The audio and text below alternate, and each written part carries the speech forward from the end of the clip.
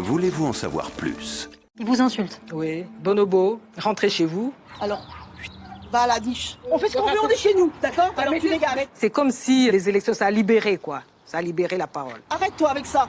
Arrête avec ça, sinon j'appelle la police. C'est une autorisation, une porte ouverte maintenant à dire aux immigrés que voilà, vous n'êtes pas la bienvenue, vous n'êtes pas chez vous, on va vous foutre à la porte. Un reportage d'Envoyé spécial a été diffusé après les élections européennes, dans lequel on voit une femme noire se plaindre de propos racistes de la part de ses voisins, qui selon elle se sont sentis pousser des ailes suite au score important du Rassemblement national dans les urnes. Elle raconte qu'elle se fait traiter de bonobo, qu'elle entend des cris de singe. Les voisins, eux, sont clairement montrés comme des gens incultes et infects, je vous laisse constater par vous-même. Nous avons cherché à le rencontrer. Ancien plombier, Didier s'est installé ici pour sa retraite, après une vie en HLM, en banlieue parisienne. Être français, c'est déjà de prendre les coutumes de la France, respecter les coutumes, et nous mettre les coutumes à la con. Voilà, Et qui respecte pas la France? Devinez. Je vois la télé, je suis quand même pas con. Je vois la télé, comment ça se passe. Voilà. C'est les Moustapha, c'est tout ce que vous voulez. Allez là. Ouais. Allez là. Bonjour. Vous lui dites bonjour des fois? Non, pas spécialement. Jamais. Avant aussi, vous dites bonjour, mais... Et là, c'est fini? C'est quoi le problème avec le monsieur? Là, tu nous placardes les affiches et tout ça, en nous traitant de bonobo, en faisant les cris de singe et tout ça. Vous ne reconnaissez plus, mais il faut assumer. Ah non, c'est vous qui nous traitez de cochon, tout ça. Te v'là là encore, toi? Tu viens ici, là. On t'a invité? Non? Tu dégages, tu pars. J'ai quitté les HLM à cause de gens comme toi. Mais moi, j'ai jamais habité dans les HLM. Entouré de gens comme ça. On fait ce qu'on veut, on est chez nous, d'accord? Alors tu dégages. On est chez nous. Pourquoi vous le mettez On est chez nous, on fait ce qu'on veut. On est en France, on fait ce qu'on veut en France. Tu l'apprendras si tu ne sais pas. Je suis en France. Ouais. Je suis en France. T'as raison. Mais bon, tu m'intéresses pas en fait. Tu m'intéresses absolument pas. Alors, va à la niche. D'accord? T'as compris ça? Et quand tu seras plus gentil... Va à la niche, va à la niche. Pauvres gens. Ouais, maintenant, renverse pas le problème parce que c'est bien toi. Y'a qu'à regarder juste, regarde, ces trucs dégueulasses là qu'elle a dans les cheveux. Déjà quand on voit ça, la casquette sur le nez. Arrête-toi avec ça. Arrête avec ça sinon j'appelle la police.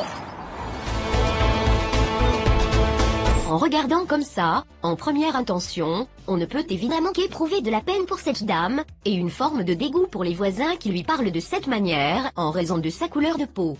Sauf que si je vous en parle, vous vous doutez bien que c'est parce que l'histoire n'est pas aussi simple. À nouveau, le CITEF de Souche, qui je le répète est le dernier organe qui fait du journalisme digne de ce nom en France, a dévoilé des éléments de contexte qui viennent clairement changer la donne. D'abord, dans le reportage on voit les voisins placarder des affiches Rassemblement national en face de chez leur voisine, mais Envoyé spécial n'a pas jugé bon de préciser que la voisine en question est en fait une militante du Parti communiste, ce qui tendrait à montrer que les affiches RN, qui lui sont opposées par ses voisins, relèvent plus de la provocation entre militants politiques que du harcèlement raciste. Jusque-là rien de faux fou, mais attendez, ce n'est que le début.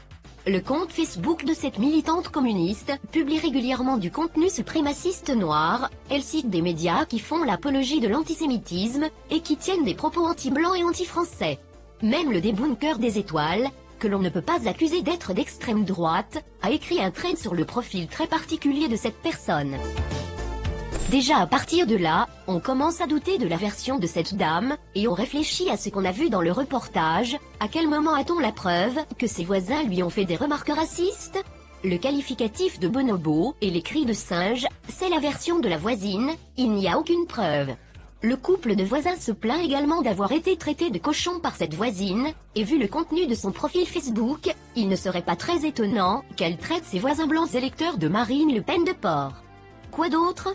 Dans le reportage on voit la femme du couple dire à la femme noire, à la niche.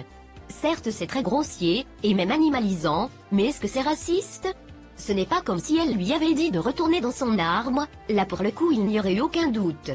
Souvenez-vous il y a quelques années, Sur le plateau de Cyril Hanouna, Jean-Luc Mélenchon avait dit la même chose à Éric Zemmour, il était même allé plus loin en le traitant de chien, et qui avait considéré cela comme du racisme à ce moment-là. Frontière européenne. Allez, d'accord, on a Juste, il y a quand même s'il vous plaît. l'appelez le chien. Eh ben, je parle comme je veux. Mais attendez, ce n'est pas tout. Le lanceur d'alerte Damien Arieux a parcouru le compte Twitter du réalisateur de ce reportage pour envoyer spécial, et le moins que l'on puisse dire est que cet homme est le contraire d'un journaliste attaché à l'esprit de neutralité, il n'est pas là pour rendre compte des faits dans leur complexité et leurs nuances, mais pour défendre ses convictions. 7 ans qu'on veut faire barrage au RN, voilà où on en est. Pas merci Macron. Pourquoi on s'inscrit pas sur les sites de procu du RN pour mettre un bulletin Front Populaire dans l'urne? Plusieurs de ces tweets démontrent qu'il s'agit d'un militant de gauche, ce qui remet clairement en cause la pseudo-objectivité de son reportage pourtant produit par le service public, et donc financé par des millions d'électeurs du Rassemblement national. Suite à ces révélations, l'intéressé a d'ailleurs supprimé son compte Twitter, c'est dire la panique et la malhonnêteté de ces gens. Et cela explique beaucoup de choses. France Télévisions nous fait croire que l'on est face à une femme ciblée par ses voisins racistes uniquement parce qu'elle est noire. La vérité est qu'on est face à un conflit de voisinage entre une militante communiste, panafricaine et suprémaciste noire, et un couple d'électeurs RN dont le portrait est intégralement dépeint et voulu pour être à charge, en omettant des éléments cruciaux dans le but de tromper et influencer les téléspectateurs. Regardez par exemple ce passage, dans lequel on voit l'homme du couple lepéniste dire que s'il vote Rassemblement National c'est parce qu'il regarde la télé. Voilà, Et qui respecte pas la France? Devinez. Je vois la télé, je suis quand même pas con. Je vois la télé, comment ça se passe. Hein. Attendez, je vous le repasse. Et qui respecte pas la France? Devinez. Je vois la télé, je suis quand même pas con. Le montage est crucial lorsque l'on construit une vidéo. Croyez-moi, j'en sais quelque chose. Alors pourquoi faire un cut à cet endroit précis, au moment où il allait répondre aux journalistes sur le sujet de qui ne respecte pas la France? Qui sait ce qui a été dit dans l'intervalle? Qui sait ce que la journaliste a posé comme question pour pousser le monsieur vers cette réponse, afin de garder ces quelques secondes de séquence? Attention, je ne dis pas que ce couple n'est pas xénophobe, je dis qu'aucun reportage n'est neutre. Quand on entend une vidéo d'une certaine manière, on y intègre un propos, et au vu de l'engagement du réalisateur de cette émission, la volonté de faire passer ces gens pour de pauvres cons racistes ne fait pas à l'ombre d'un doute. Cette histoire continue d'être utilisée par des politiques de gauche pour renforcer l'appel au barrage anti-RN, et Divine sera défendue par Franck Berton, l'avocat du terroriste islamiste Salah Abdeslam, ce qui selon moi achève de démontrer les intentions derrière tout ça, et l'ampleur de la manipulation. Mais vous savez quoi? Même si c'était vrai, même si la situation était aussi manichéenne que ce reportage le laisse paraître, même si on était face à deux fachos blancs qui s'en prennent à une femme noire humaniste et bienveillante qui n'a rien demandé, je pense qu'il y a une autre lecture possible, une lecture qui n'a bien sûr même pas effleuré l'esprit de tous les responsables politiques qui ont partagé ce reportage avec enthousiasme et indignation. Car dans ce même extrait du reportage, on apprend que cet homme est un plombier à la retraite, et qu'avec sa femme ils ont fui leur HLM en banlieue parisienne. On devine aisément l'enfer qu'ils ont vécu là-bas, qui pourrait constituer un début d'explication à leur véhémence et leur colère actuelle. Mais ça, bien entendu, les personnes se disant de gauche ne le prendront jamais en considération, et elle se situe là, la fracture. Les gauchistes qui se moquaient de Valls, quand il avait dit qu'expliquer, c'est déjà vouloir un peu excuser, sont pourtant ici dans la même logique, expliquer ce qui a rendu ces gens xénophobes, ce serait déjà les excuser, alors personne ne le fait. Ceux qui se revendiquent tantôt de la sociologie, des sciences sociales, tantôt de l'humanisme et de la générosité du cœur, font ici une fois de plus la démonstration qu'ils manquent cruellement de l'un comme de l'autre. Seuls les racisés ont le privilège de l'excuse, ont droit aux longues explications sociales sur leurs origines défavorisées, les discriminations qu'ils subiraient, et d'où ils planaient la même étaient capables d'appeler à comprendre les frères Kouachi, car pour l'intellectuel de gauche on peut toujours essayer de voir un être humain derrière un terroriste, qui abat des innocents froidement. En revanche le prolo blanc qui en a chié dans le 93 pendant 35 ans, lui, il n'a même pas le droit d'être un peu rude et malpoli. Vous voyez, sinon c'est un nazi. Je vais vous dire, moi ce plombier à la retraite qui en fait des tonnes, avec son drapeau bleu blanc rouge et son t-shirt fier d'être français, il me fait de la peine, parce que je sais ce qu'il y a derrière. On sent qu'il a vécu en situation de minorité, persécuté au quotidien, et qu'il affiche désormais un patriotisme exacerbé et revanchard, pour compenser toutes ces années où il a été obligé de raser les murs et baisser les yeux pour rentrer chez lui en vie. C'est tout cela, que ce reportage ne vous dit pas. C'est aussi tout cela qui s'est exprimé lors du vote aux européennes début juin, c'est encore cela qui s'est exprimé aux législatives, sous les yeux grands fermés de la gauche, qui comme d'habitude ne saura répondre que par des cris d'orfraie, un mépris infini, et des appels à l'émeute. Et vous, Michou, qu'est-ce que vous en pensez? Ah moi je pense que c'est beaucoup plus facile d'être contre le racisme quand on habite à Neuilly que quand on habite à Saint-Denis. Hein. Vous voyez, moi par exemple, je suis de Saint-Denis, et je suis raciste. Et vous par exemple, vous habitez cette maison et vous n'êtes pas raciste, voyez? Franchement, Michou, vous vous considérez comme raciste? Ah oui, franchement oui. Moi les étrangers je vis avec, alors je peux pas les saquer, voyez. Ils foutent rien, ils sont sales, ils nous piquent nos bagnoles, on leur file des appartements en priorité sur les Français, ils gagnent plus de fric que nous avec toutes les allocations qu'ils ont. Dans les écoles, nos mômes apprennent plus rien parce qu'il y a 70% d'enfants étrangers qui parlent pas un mot de français. Ils nous font chier avec leur foulard et encore faudrait qu'on paye pour leur construire des mosquées, alors vous avez qu'à voir. Mais enfin, qu'est-ce que vous faites du droit à la différence, de la tolérance, de l'idéal de terre d'accueil de la France? Je sais pas ce que j'en fais de ça, moi. J'en sais rien.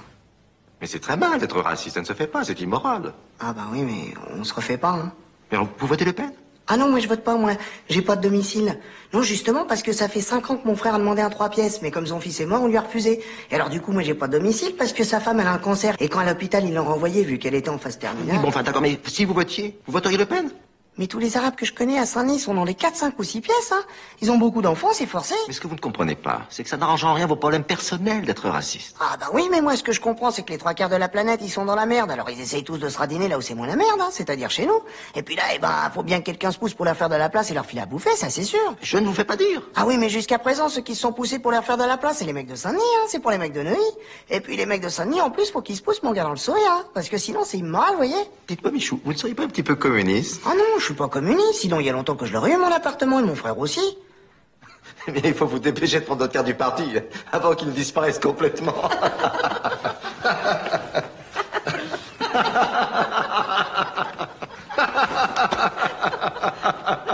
Attends un peu.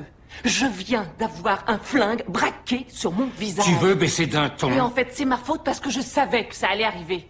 Mais si une blanche voit 2 noirs avancer vers elle, et si elle tourne les talons dans une autre direction, on dit qu'elle est raciste, pas vrai? Du coup, j'ai eu la trouille et je n'ai rien osé dire. Mais quelques secondes plus tard, j'avais un flingue braqué sur moi.